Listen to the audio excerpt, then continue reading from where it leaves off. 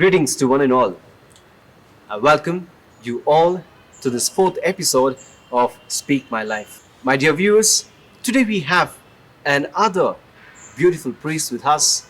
Today, our senior most priest, none other than Father Alphonse Moras, who's with us today to talk about his experience, to talk about his life with us. My dear viewers, we have Father Alphonse with us. Welcome, dear Father. First of all, I know that you have a lot of experience with people, the service what you have done to people in God's will, and you have walked a far path till today, experiencing each and everything in life, happiness, sad, everything is a mixture of life for you. So, as we enter this episode's journey, uh, the first question of mine is starting with your school days, Father. What is that one thing you remember today about your school days? May the Lord give you all peace. My dear friends, as the film Sound of Music, the main actress says, let us start from the very beginning. So let me also begin with my childhood. When I was about 6, 7 years old, my mummy expired. And after that, our daddy brought us to our grandparents' place. And there I grew up. I had no mother, but I had plenty of my aunties to take care of us. I have my younger sister. She's a sister, AC sister, and my brother is also a Carmelite priest. And there are other two, my siblings, all married and settled happily. When we were very small, after our death, we were brought to our grandparents' place, and there we had all the facilities. Whereas in my daddy's place, there was no school, and we were all forced to work in the fields. Whereas here at the grandparents' place, the school was very close by, within 1 kilometer, and every day I used to go to the church for mass and also to the school. And in the school, I was a school people leader. Now, when I look back, I I think it is God's intervention in my life. If my mother was still alive, maybe I wouldn't have got the vocation. I would have got lost working there because there are no schools, no church, as I said. But whereas here, in my mother's place, in the grandmother's place, I got all the facilities. So when I was studying in 10th, Father Valentine came to our parish to preach a retreat. He had this type of a beautiful dress, Franciscan dress, and this cord. And I was so much taken up his dress, his simplicity. And slowly I said, I too must become a priest like him. Father Valentine Krasta, he was my vocation promoter. He just died some years ago. And after finishing my 10th, I filled up my papers and I was almost getting ready to come to Palmaner. But in the month of July, just rainy seasons have just started, my granny told me, better go and get nice coconut. So I was very good in climbing coconut trees. For all my neighbors, I used to do this work. I climbed the coconut tree. It was evening and it was slightly drizzling also. The tree was about 30 feet high, and with one hand I held on to the leaf, and other hand I was trying to pluck the coconut. Zoom! All of a sudden I fell down about 30 feet deep there. 1 hour I was unconscious. Then my people came to search for me, and they took me straight away to the hospital because I was unconscious. in Mangalore hospital. The doctor said, "Tu padri zaina, khadri zaina." That means neither will you become a priest nor you will become a Muslim or priest.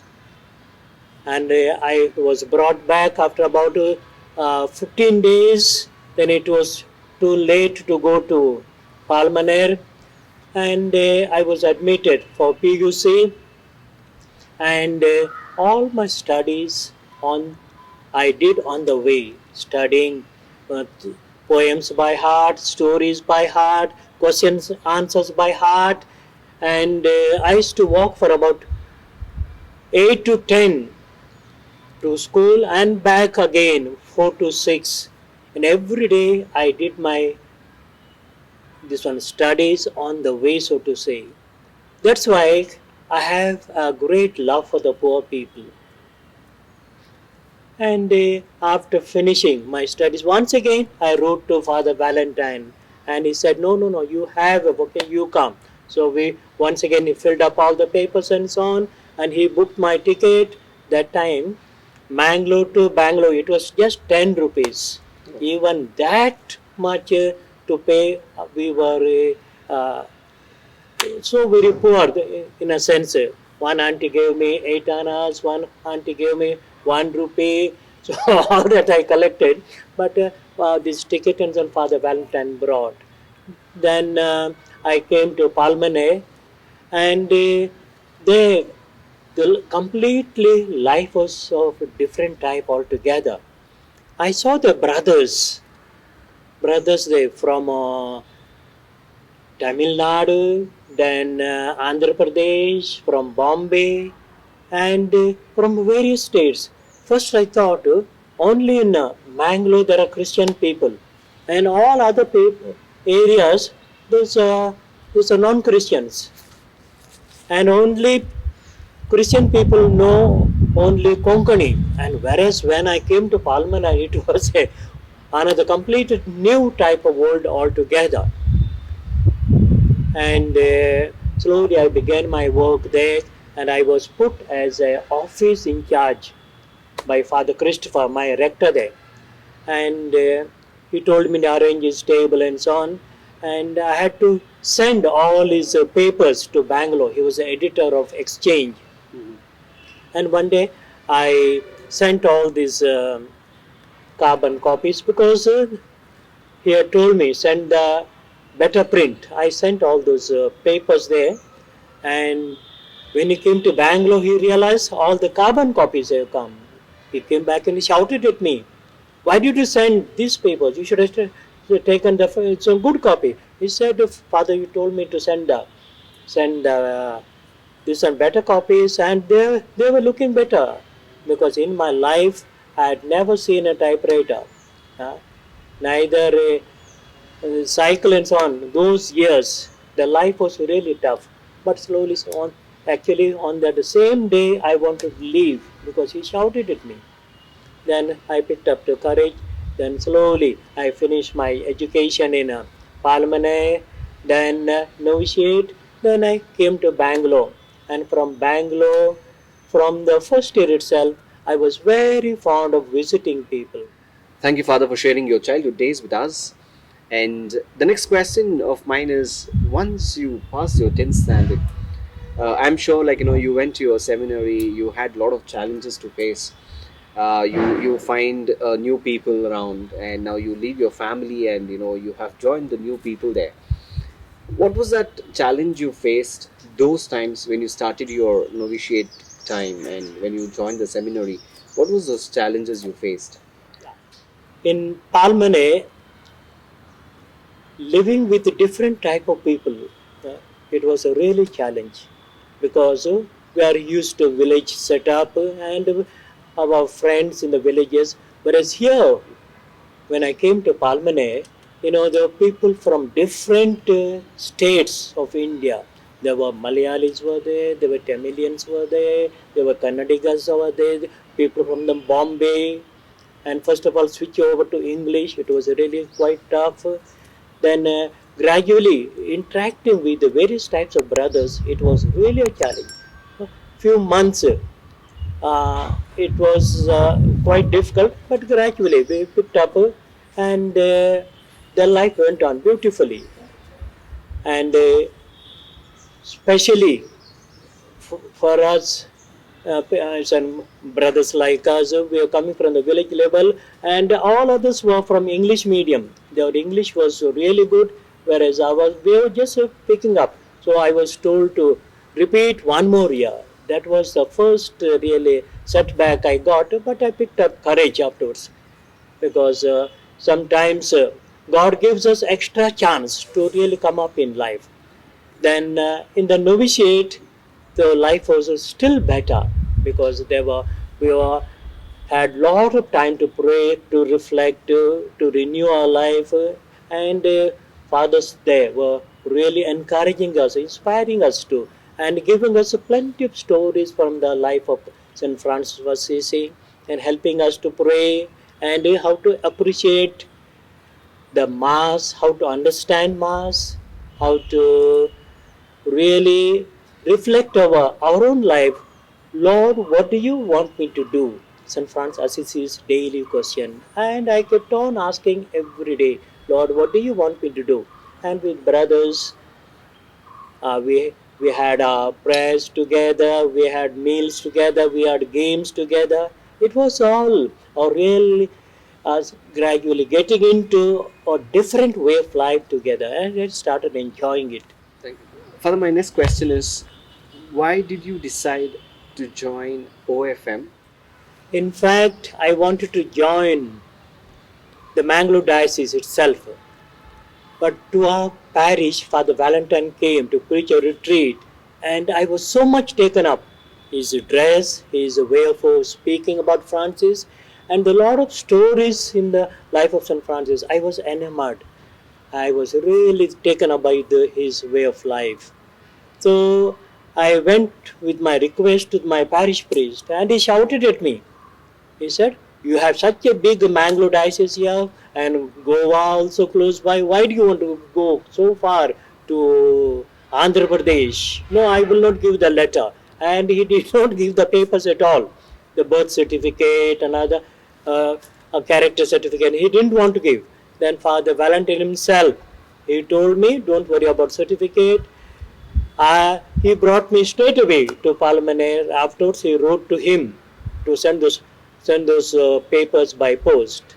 That's all. I liked it because Franciscan life is so beautiful, and I was very much taken up by this Saint Francis Assisi's life. That's what I'm trying to live the same life and inspire other people. Thank you so much for the sharing of how the experience of like OFM with us. The next question is, Father, after joining, after you were ordained, you have, I think, you have at least worked for a few parishes. Yeah, yeah. So please share that experience about working with parishes and your way of life after becoming the priest. I was ordained in the year 1978. I came to Bangalore here in 76. Yeah. And I was in charge of Kannada choir. That was my greatest challenge, because there were just five families here belonging to this so-called Kannada choir. With Father Nicholas, I brought them together, and every day we used to practice these Kannada songs. In fact, I was not good at music at all. When I began in my life in Palmaner, I was not selected at all in the choir. But when I came here, when I saw these Kannada people struggling, I took up the challenge, took up the small harmonium, and with that started practicing. And today, the choir that Father Nicholas me started, now it has become a big, in Kannada they say, Alagamara. I was really proud of this choir. With all the struggles, it has come up, and it is up. So in 1978, I was ordained. Then my first appointment was in Goa. For 3 years I was there, and when I was in Goa, the parish priest of this monkey in Karwar diocese, he died, and provincial that time, Father Bernard de Souza, straight away came and told me, we need somebody for this monkey Karwar. You have to go immediately. I got a shock of my life because I'm just getting used to my life in Goa. Then I said yes, okay. Then I went to Monkey. It's a Manki, not other monkey. I went there, and the first year in Monkey itself, there was a huge tsunami like thing, and all the close by so houses of this parish were simply washed, and about 40 houses were lost in the sea, and I had to build all these houses. And the Karwar diocese, the Bishop de Mello, they gave us that project for 25 families, and I had to build about 40 families, 40 houses, and we did it beautifully. That was my first challenge. And there were no road from the town to go to this parish. Every day we have to go on the sea and seashore, and it was a real struggle. And that year the MLA came for to prepare for the elections. He came and told us, we'll give a road, we'll give it, and he has been promising us for four years. And I told him straight away, you have been promising us a road for 4 years, and if you don't give this time, we will not vote for you. He got a shock of his life, and the very next week, all the road work started. Trucks. That year we got a road. Fortunately, we got a road. Unfortunately, that MLA, he lost the election. And after that, from Amanki, I was transferred again to North India. So that was the greatest joy of my life. And I came to North India on the day Pope John Paul II came to Bangalore. I took my train journey to go to the North India, and it was really a tough journey. I reached Raigad station in, and from there I took all my luggage and so on, and asked the policeman, which is the road, which is the way, which is the bus to this place I am going, to Jashpur. He started shouting at me, आपको हिंदी नहीं मालूम है तो क्यों आए north India, इधर से भाग जाओ. Anyway, somehow I came to the bus stand. I put my bags on the top of the bus and started traveling. And within 10 minutes, bus broke down.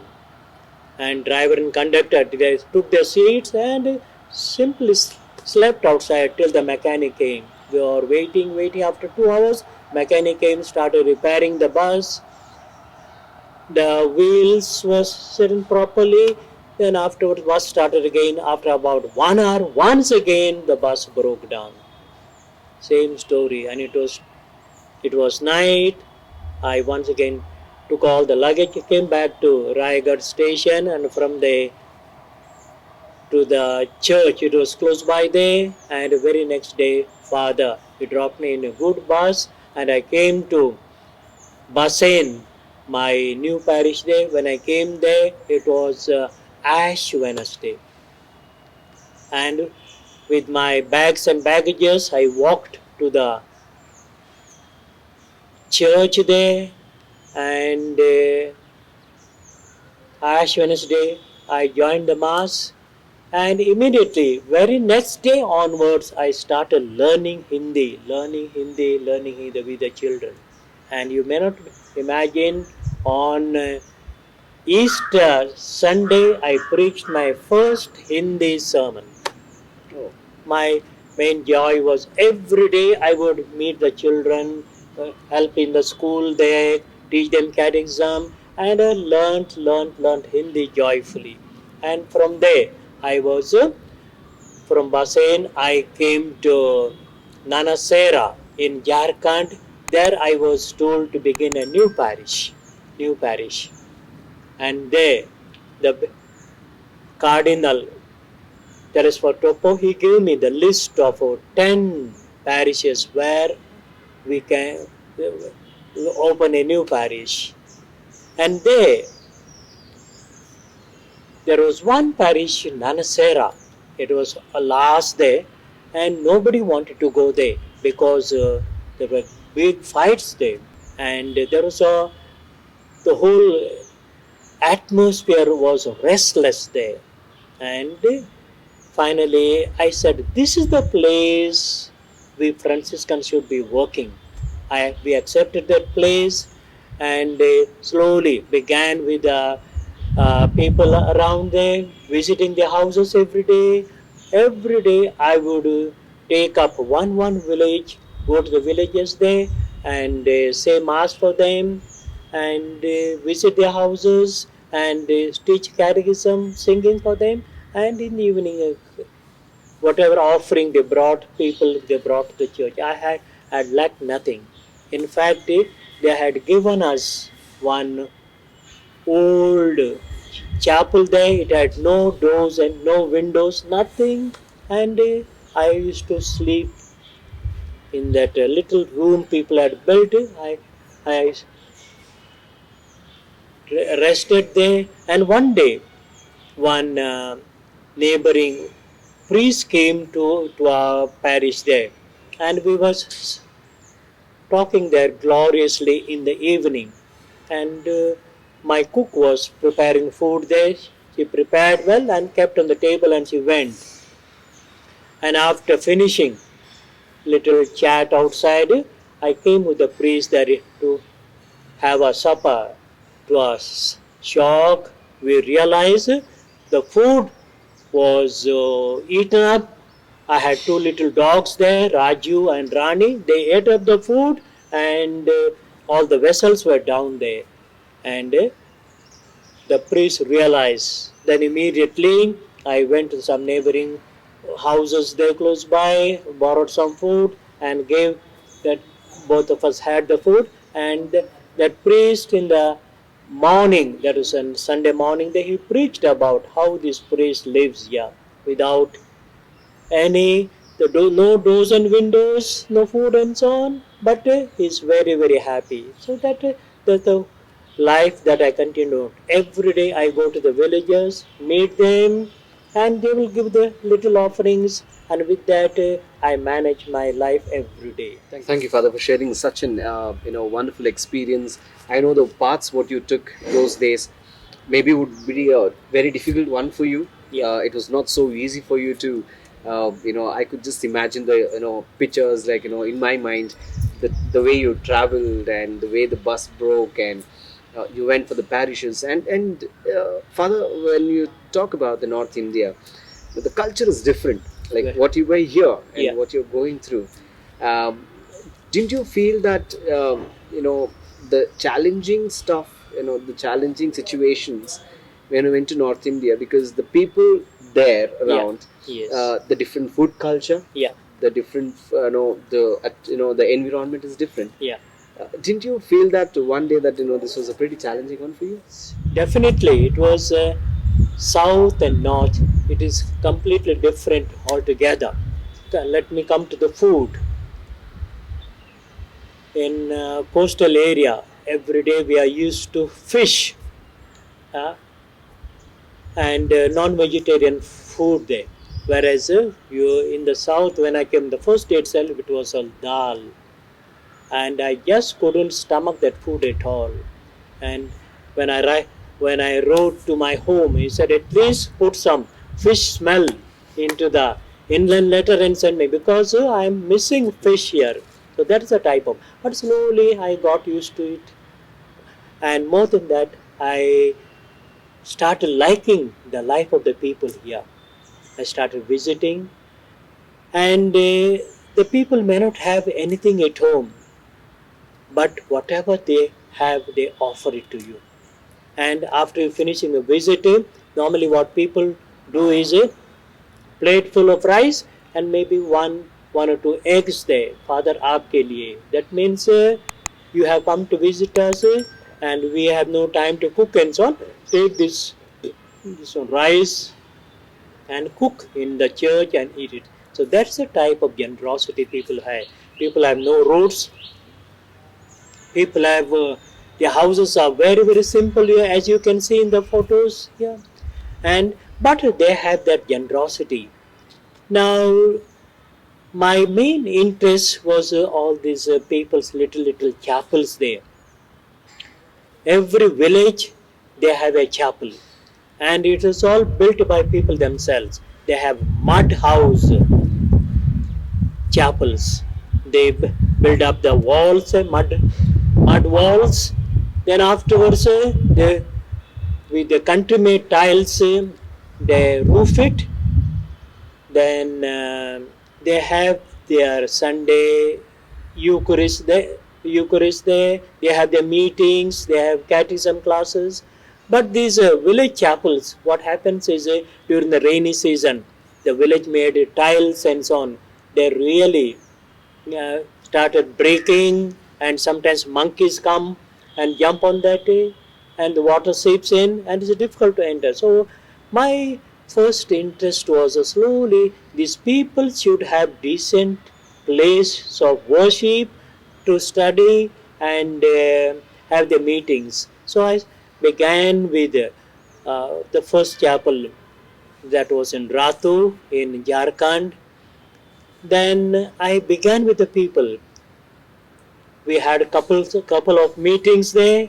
Then gradually people realized the need for a new chapel, and we built it together. And all the work is done by the people. My job was just to go to wherever I worked, Bombay, Goa, then Bangalore, everywhere, go there, explain the needs of the people to the this one people, and do some begging, and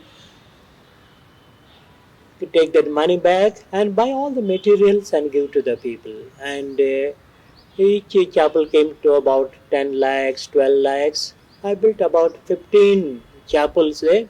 It was a really joyful experience. I lived in the villages itself and worked with them, and really it was a joyful experience. At the end, in that placard, I wrote there, the chapel is inaugurated by somebody from the bishop's house, maybe Bishop VG, blessed by the bishop, then inaugurated by the provincial, but built by Ratu people, Tigawal people, wherever the so chapel is located. I wrote their name, and they were so elated.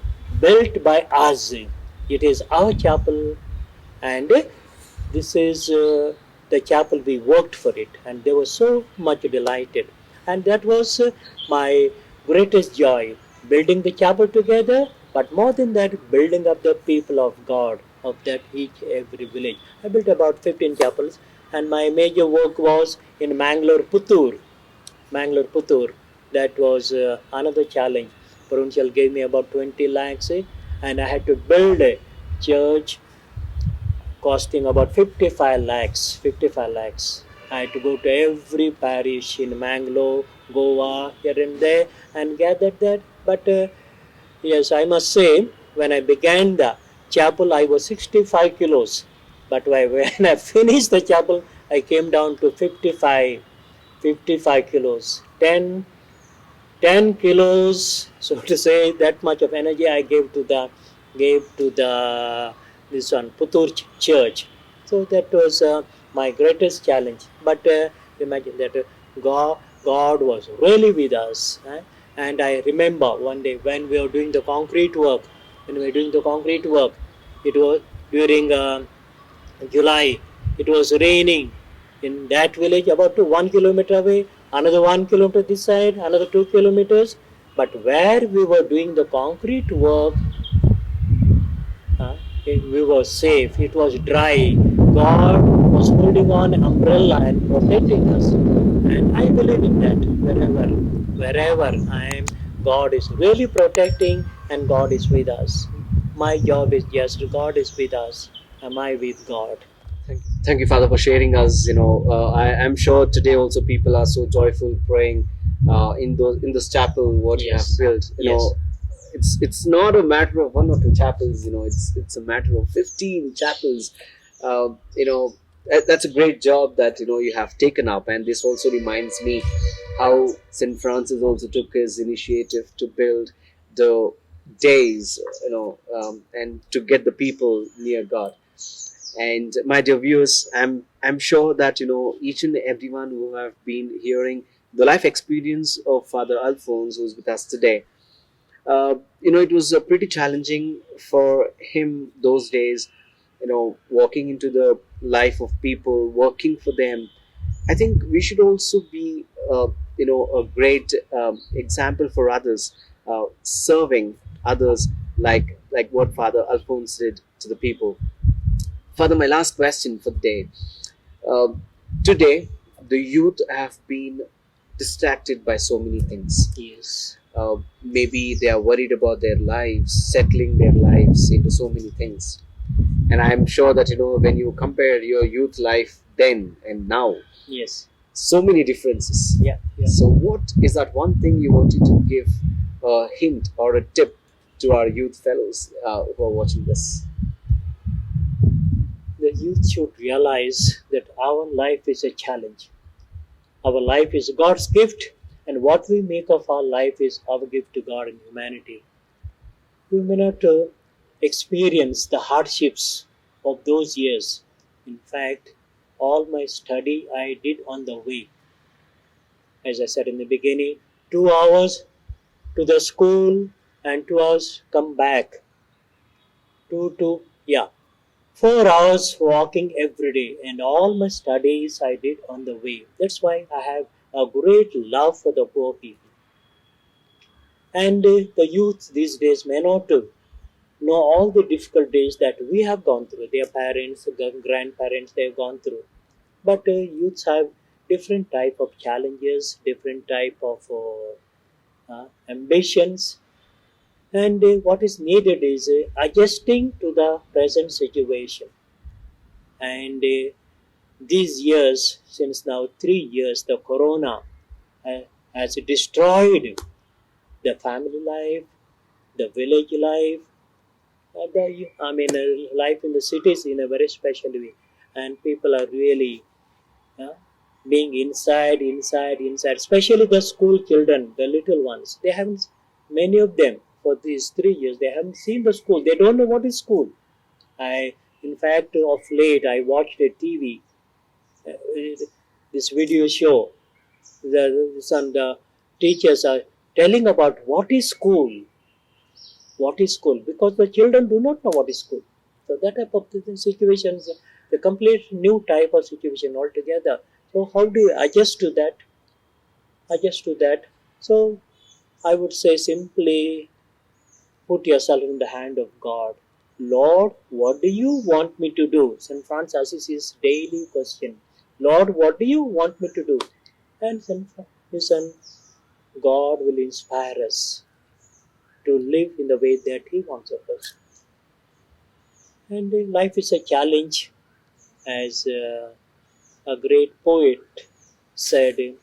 The woods are lovely, dark and deep. I have promises to keep, miles to go before I sleep. Now I am almost coming to the evening of my life, and the provincial brought me here to relax. Now, somewhere or other, Bangalore, this situation, I find it like a prison. I would like to get out from here. So, with provincial, I had gone to the northeast for 1 month. I went on December 3rd, and I was there till January 3rd. During Christmas season, I was there. I was thrilled with the life of the people there. Assam, in the top of the hill there, no road. Now there's a semblance of road. Some jeeps pass through that side and so on, but no buses, no transport facilities. but the people there are very, very good. People there are very good. So I want to spend the evening of my life. I am 72 now. Maybe just few more years God has given me, and I want to just be with them, be with the children there. Those people are really wonderful, really gracious. I love them. I stayed with them for 1 month, and I promised them, I like this place, I love you all, I want to come back. So I am going tomorrow itself. Yeah, February 10th, no, tomorrow I am going there. I, I would like to spend the rest of my years there only, being with the people, because I saw how much people really, how happy they are. They have no facilities, they have no comforts, but they are happy. That's what I want. And I saw how they prepared for the Christmas day, as big, large as our own church. They built a pandal there. About 200 people came, bringing bamboos and hay, and they put up the pandal and spread hay everywhere, and whole night they were praying. I loved that scene. So that's why I'm very much inspired their way of life, and I want to go back. And well, God is with us. Thank you, Father. May that this life of yours be blessed always, and that's what we also pray for. And my dear viewers, I think each and everyone, those who heard this story of the life experience of Father Alphonse, I think we have a great example with us today. The journey what he walked was not a simple one. He had a very tough times, and let this be an example for us every day when we get up and when we get back to our beds. Thank you so much, viewers, for watching us and taking some inspiration for our life. Thank you, Father, for being with us. Thank Thank you. you. It was a pleasure.